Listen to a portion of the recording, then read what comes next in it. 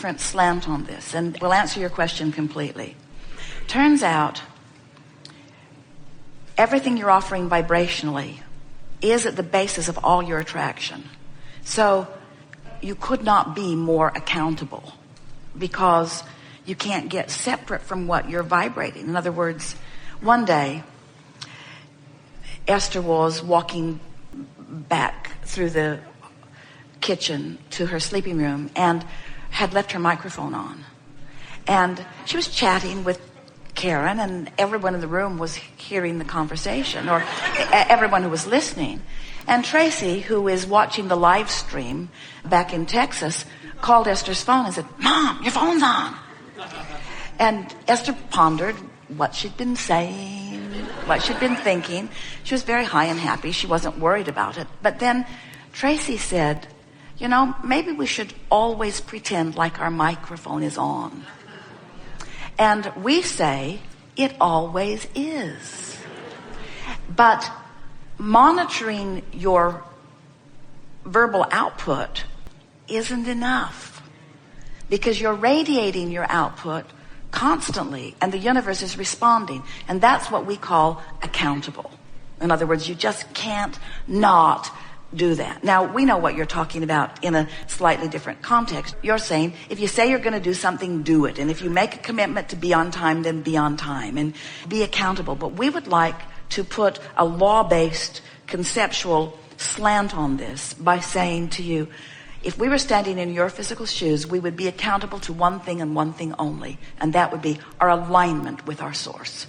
We would not be trying to please that one or that one or that one or that one, even if it's an employer that is threatening with some sort of power of termination.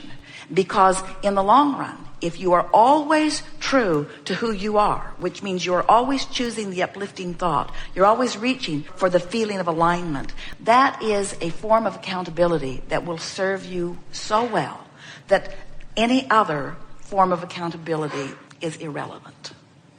And why is that so? Because all through life, you've been saying, don't like that better, don't like that better. The moment someone was rude to you, you put something very opposite of that in your vortex. When someone didn't believe in you, you put something very opposite of that in your vortex. When someone was mean to somebody else, you put something very different than that in your vortex. In other words, you have created a version of life that the source within you is resonating with and holding in vibrational resonance. You can count on that accountability. You can count on the source within you never deviating from that. Here's the thing that's tricky about that, and we're just going to give this to you in the nicest possible way. Never try to get to the bottom of it.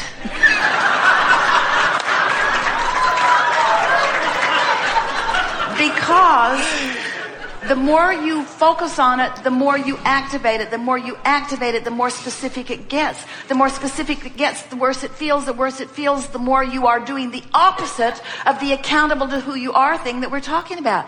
Never try to get to the bottom of things that don't feel good. There's no bottom. There is no bottom. There's no bottom. It's a bottomless pit. There's no bottom. There's no bottom. It will just get worse and worse and worse and worse and worse and worse. There's no bottom. Anything that you can do to distract yourself. You see, because here's how it works. Law of attraction says that whatever you're focused upon, more like it will come. And so let's say you're focused upon something you didn't like that another did, or you're focused upon the fact that the others focused upon something that you did that they didn't like. And it doesn't matter which it is. As you're focused upon this unwanted thing, it's going to get bigger. What saves you is you have to go to sleep sometime. And when you go to sleep, it stops the evil trend. So the more you focus, the more specific it gets. So you've heard us talking, if you've been listening to us for a while, about this emotional scale where feeling really bad is at one end and feeling really good is at the other. And we defined several emotions, and of course there are many more than that, than even the ones that we defined. But we would like to take that emotional scale and put it into a simpler context and say there's specifically negative, which feels really, really bad. And then there's generally negative, which doesn't feel so bad. And then there's generally positive, which doesn't feel so good, but it feels better than so bad. And then there's specifically positive that feels really, really good. Many people, when they are burrowing in, trying to get the bottom of this thing that they really, really don't want, what's happening is you're contributing all kinds of things that you really, really do want to your vortex. When you really, really, really don't want something, there's something that you really, really, really do want that's lighting up over here for you in this place that you currently don't have access to. And there is this bogus thought that many humans have that if I just push hard enough at this thing I don't want, that I will somehow then end up over here to the solution. In other words, if I can just hammer at the problem long enough, the solution will reveal itself to me and we'll have this wonderful outcome. Well, it just doesn't work that way. But this is the way that it does work. If you can get less specific and less specific and less specific, then the vortex will call you closer and closer and closer to the solution that you really want. If you can get generally negative, it's very easy to get generally positive. And from generally positive, it's very easy to get specifically positive. So just think in terms of not wanting to get to the bottom of it, because that gets you more specific and holds you away from the solution that you want longer. So most people, when they're speaking of accountability, they're saying to another, your behavior, and more important, my attention to your behavior, has taken me out of the vortex into a horrible feeling place. And you need to do something different so that I can feel better. Esther said that to Jerry for a few days after he made his transition. She was so mad at him. She was just so mad at him because he was missing. And she just thought that was ridiculous. She just couldn't come to terms with it. And then after a few days of realizing that, what was she really asking him to do? Undo that?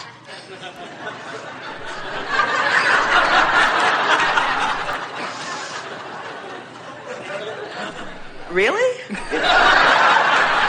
We're going to reverse that?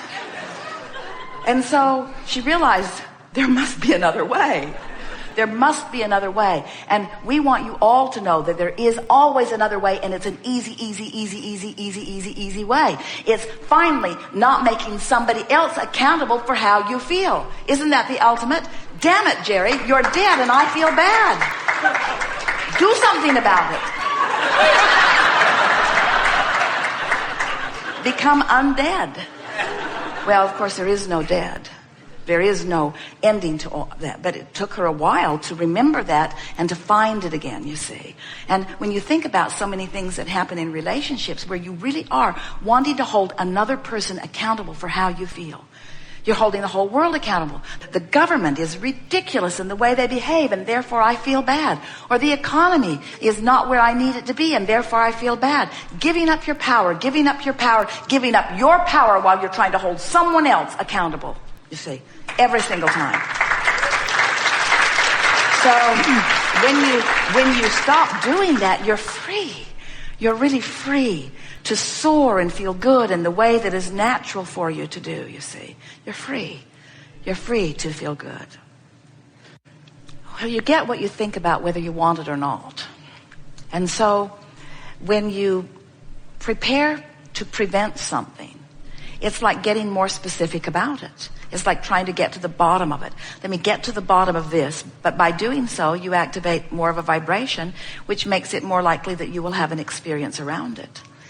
It's complicated when you take situations and want systematic, or we always say that it's never a good idea to take a situation or similar situations and throw one blanket over it and call it the same thing, because everyone is really individually creating.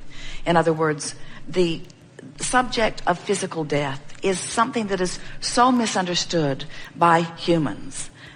We were talking earlier, and we really liked the conversation about how can something that feels so wrong actually be right.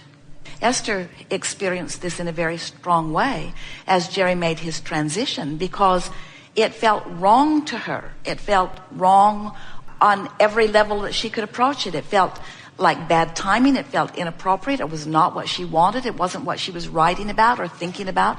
It wasn't what she wanted. And for a while, the wrongness of it was just sucking the life out of her. And then one day, she stumbled. It felt like stumbling, because it wasn't a thought she went looking for, but it was a thought that in her weariness, she was able to find it. And the thought was, what if this isn't wrong, but what if it is right? What if it is only right? And then all of the exhilaration that she'd been missing came back. All of the feelings of clarity that she'd been missing came back.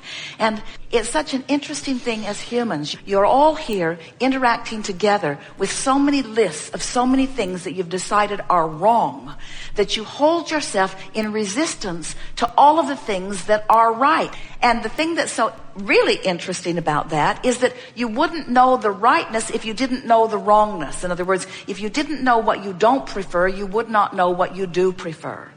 It really requires stepping back into a broader perspective in order to understand not just the rightness, but the perfection of this ongoing consciousness that is you.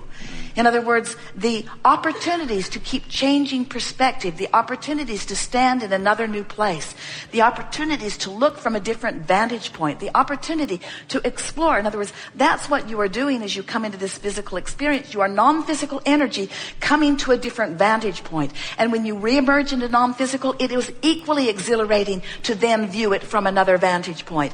And the thing that is tripping most physical beings up is that you think that the physical vantage point is where physical beings all come and just think about the physical. We're about to tell you something profound that you will always want to remember. You think that as you come into physical form, that you come with the intention of being physical and thinking about things that are physical. And then you incorrectly assume that when you are non-physical, that you are thinking about non-physical things. Right. When what you are always thinking about, whether you are non-physically focused or physically focused, is what's out here on this physical leading edge of thought. So when you look at it that way, just take Jerry, for example, and this body of work that we are about, or even Esther, as he has been approaching Esther through all of this time. Imagine what it was like for him to be physically focused and involved in all of this, setting up the meetings, getting the meeting rooms the way he liked them, posing the questions, putting it into an environment where it was perfect for you, wanting to make it conducive for you to come and ask whatever question that you wanted. In other words, as people would say, oh, you should do more of this or this or this, Jerry always said every single time, our work, what we want, meaning Esther and Jerry and Abraham, is to provide an opportunity for brilliant people to come forward with the basis of life that they've lived and present their point of view in this leading edge environment to take thought beyond that which it has been before. We trust that law of attraction will gather up those who are ready for that. Our work is not the promotion of it. Our work is the creation of the work, you see. So imagine the fulfillment and satisfaction that he had as he was the beginning asking and essential to the process of that evolution. Now imagine what it must be like for him. We're asking you to contemplate it from a joy level. Imagine what it must be like for him now to shift that point of consciousness and see it from the non-physical point of view. In other words, it was the next logical step for him, but you would have to understand the intensity of his desire in order to get it, you see. Hard thing to understand that anyone would prefer that to this.